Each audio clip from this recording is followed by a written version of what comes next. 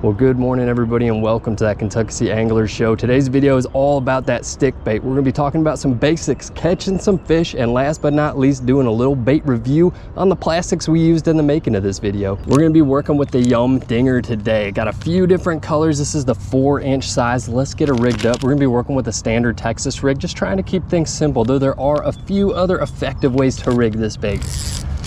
So while this bait can be very effective weightless, we're gonna be working with a 1/8 ounce sinker right here, just your standard bullet sinker. The way you're gonna wanna rig that is simply pointing the tip of that weight. You can see how there's a point to it. You want it facing up on that line. So you're gonna rig it through the pointy end. You want it to sit on your hook like this. This is gonna help you out with the weeds and well, it overall just makes sense while working this bait. And we're working with a 4/0 EWG, so an extra wide gap hook. And again, we have a 4-inch Yum Dinger. So we're gonna be starting out with some watermelon. Now, fairly simple bait. It's a 4-inch wiggly soft plastic stick, man. You'll see right here, we do have a hook slot. We'll utilize that. You absolutely don't have to. The way we're gonna rig this, our standard Texas rig with one of these baits, you're gonna want the hook slot. If you choose to use it facing out, you're simply gonna put your bait, your hook point in the back of your bait right there. You're gonna get it right to about that bend, and you wanna pop it through, right? Slide it up on that hook, and you're gonna give it a little twist.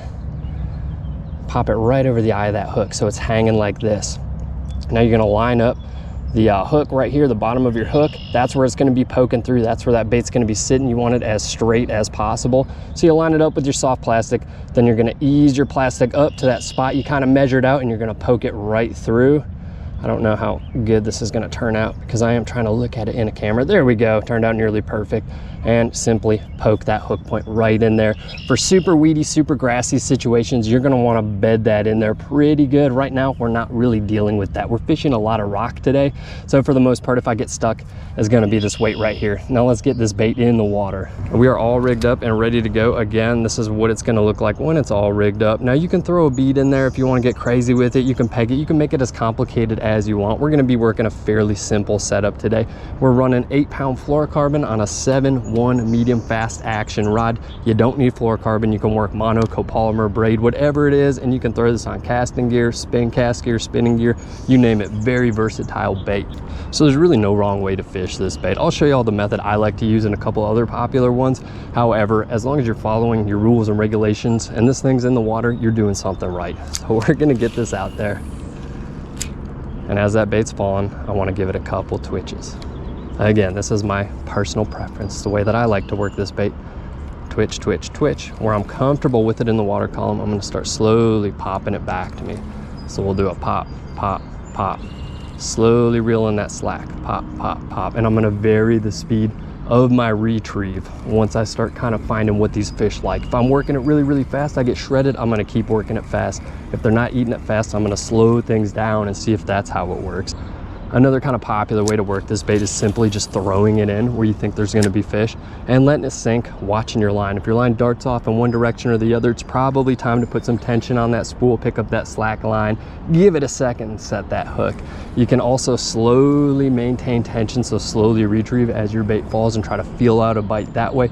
But for the most part, that's how to work a bait. It's as simple as that. Just a series of twitches. If you're feeling twitchy, I mean, heck, you could drag and slowly pop the thing. Basically, get out there, experiment with it. You're gonna find what your fish want. Once you're successful, rinse and repeat. When I am talking about twitching that bait, you don't need a crazy arm jerk or body jerking motion. It's really all in the wrist. You're simply gonna pop it.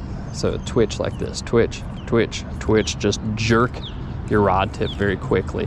And what that's doing, as you can see, it's sending my line flying in one direction. When it connects with that bait, it's gonna send the weight flying forward and it's gonna send your bait behind it. It's gonna look like a fling bait fish. It's gonna kind of distort the bait in the water, and it's gonna help trigger those bass's predator instincts. Let me get it close and see if it'll show up on camera so you guys have an idea of what I'm talking about if you are new to this.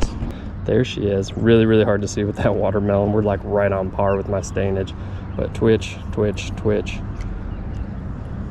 There you go. I don't know. I've taken a few different takes of this shot, so one of them's bound to turn out. All right, let's catch a fish, keep things interesting. They're probably gonna be sitting right here at the foot of this riprap. Might take a few casts, but we'll get one on over here for sure.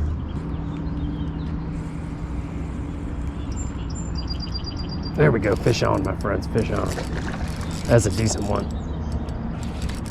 That's a decent one. Always a hard fighter. Come on in.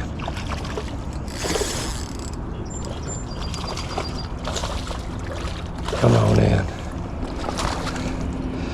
That's a beaut. All right, all right. That's what I'm talking about, man. What a unit. Absolutely gorgeous largie.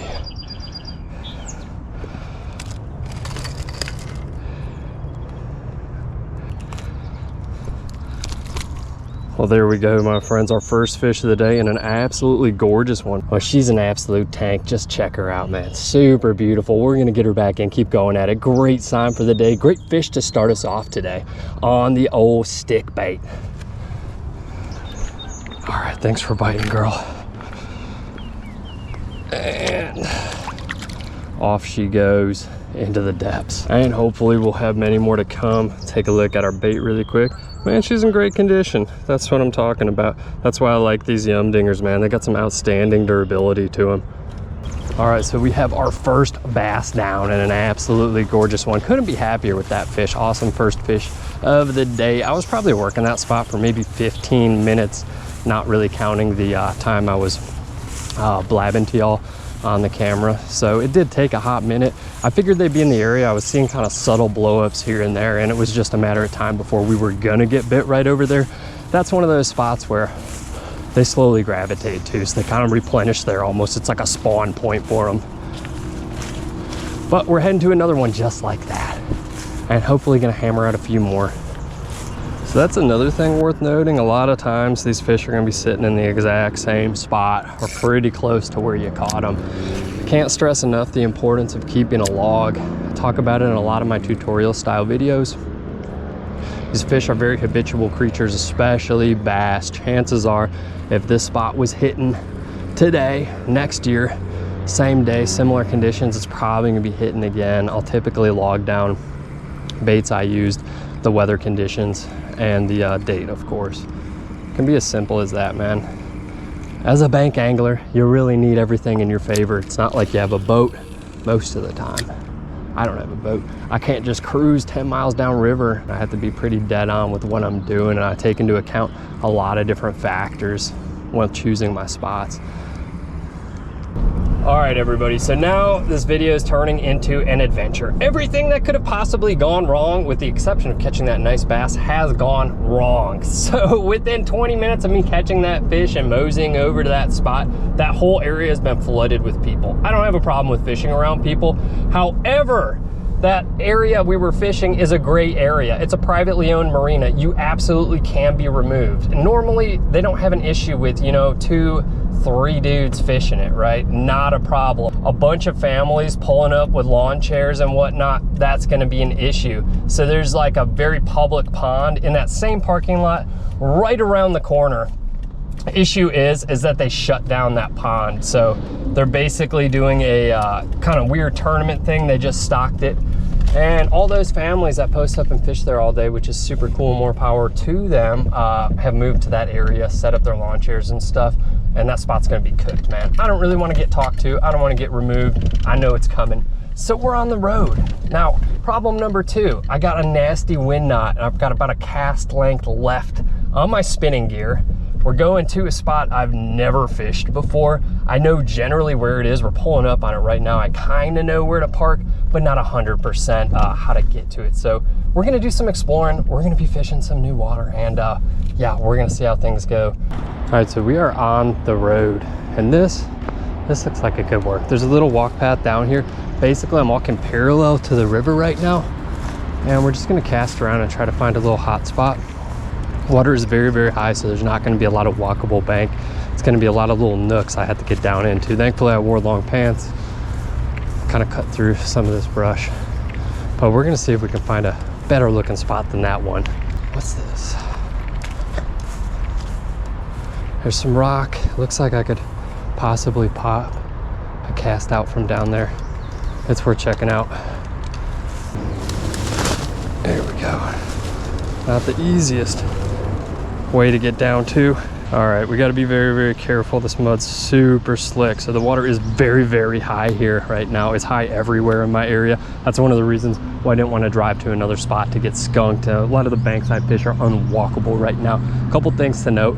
For one, there's like a weird factory fracking operation over there, so it might be a little bit loud. For two, this is really not a nice area, so it is what it is. We're gonna make the best out of it. The things we do to catch some fish, right?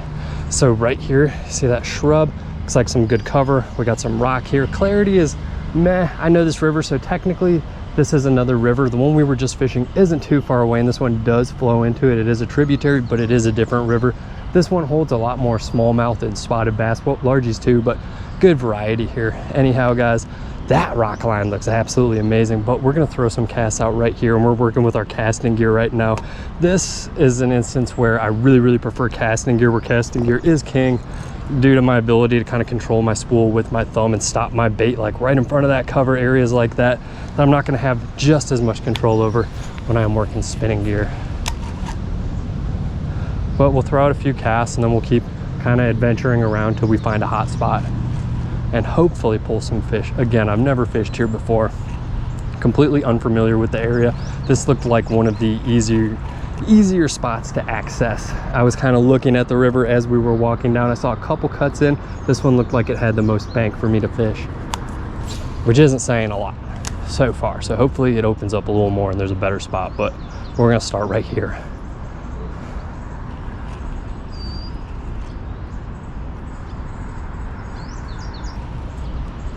There we go, fish on, guys, fish on. That's what I'm talking about. Stay down, stay down. Oh, that's a nice one. That is a nice one. Aggressive spotted bass. All right, easy, girl.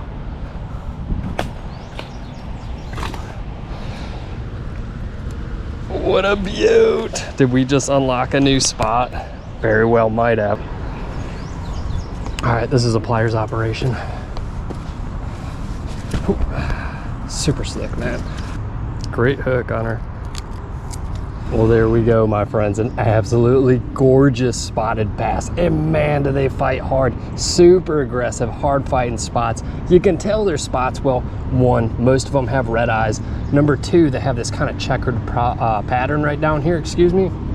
And three, they got a very distinct tongue patch, little tooth patch right there on their tongue. Very, very pretty spotted bass. When you're in an area that has largemouth spots and smallies, you get down identifying them pretty quickly. Really, really pretty one. Good hard fighter and a great sign, man. That was like maybe 3 casts in, something like that. It's absolutely munched our bait. Well, thanks for biting, buddy. And off she goes. All right, guys, so we just had a boat kind of rip on through. Haven't been here that long. Definitely a spot I want to come back to. Let's go see if there's anything else in a reasonable distance with kind of an open bank we can fish. Getting out of here is gonna be a real pain in the butt. Trying to remember the path I kind of came down. I think it was around this tree. Getting up these things is usually worse than getting down them. Oh, here's another one right here. Okay, this is what I'm talking about. Look, nice little walking path. A lot of times with areas like this, you're probably not the first person to fish them. So if you kind of look out for little paths, even game trails sometimes can make it a lot easier to get to your next spot. So a lot of this stuff looks like it would be very, very fishable with standard water levels, not this super high stuff. But up here, we're coming to something interesting. This looks really good. Ew. Dude, people absolutely suck. Oh, be a good day to have my good boots on.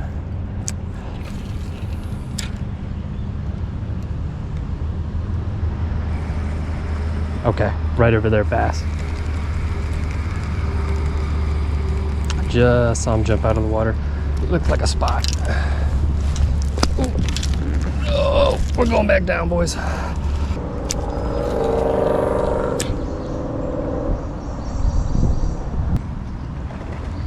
that a fish, dude? Dude, that was a fish just shredding, babe. Oh my God. There's no way, man. Oh, it's a bass. It's a bass. Come on, baby, please. He's right there, dude. Literally right there.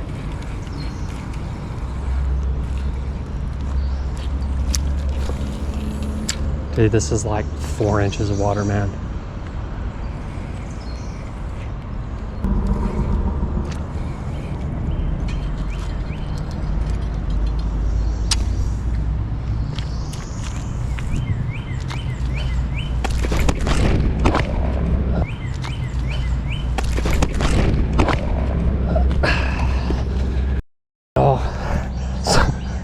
Well, that's what happens, man. We've fallen in the mud. It is what it is, though. And I broke off. I was pulling out a snag, just absolutely ate it. All right, everybody, so we are gonna go back to that spot where I just started out and leave this little magical wonderland behind, whatever's going on with this encampment right here. However, I do wanna come back here, shoot a video exploring some of this stuff when I have better gear and I'm more prepared. I'm gonna go back to the spot we were just fishing at, try to pull another one. If it doesn't happen, we'll continue this video tomorrow when I have more line on my rods.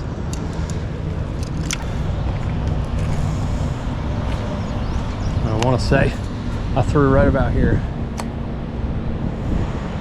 How cool would that be if we just got absolutely shredded right now?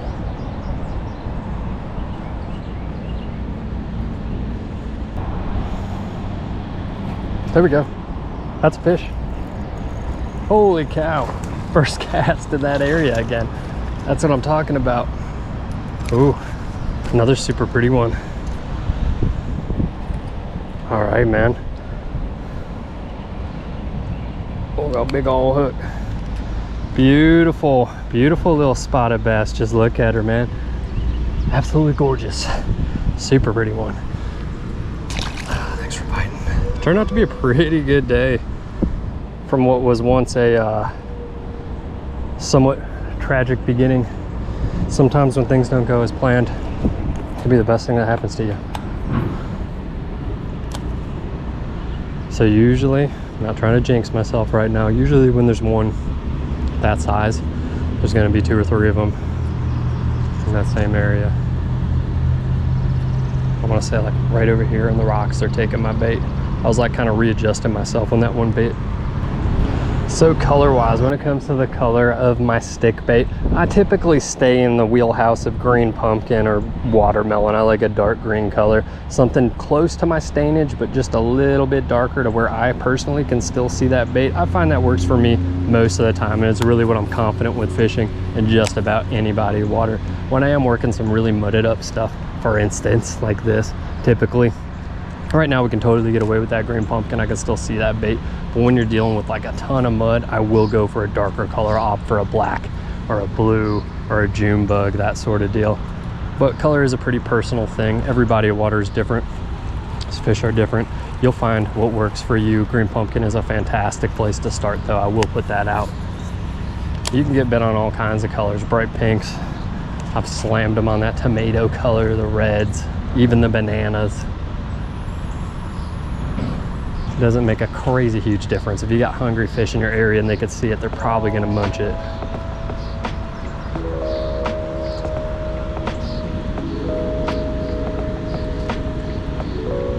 Well, I hope y'all enjoyed the video. If you did, drop a like, comment, subscribe. It all helps push the channel and I greatly appreciate it. Now let's get into the bait of the day, the old Yum Dinger. So the Yum we know today started out as a scent company, so like a fish attractant company. I actually have a bottle right here. I think I've only used this maybe once, not 100% sure. I've definitely used it before, I can tell, but there's a good amount in there. It was like a weird phase I went through where I bought a bunch of scent attractants. Maybe we'll do a video like that. I have a handful of them. We can battle them, see if they actually work, something fun like that. Anyhow, this is what it looks like. However, in 2002, the Yum we really know today as a soft plastic company was born, and so began the legacy of the Yum Dinger. One of my favorite stick baits of all time. 4-inch dinger weighs in at 6.31 grams. So it's a heavy little stick bait right there. She's got a little bit of weight to her. Now this bait is available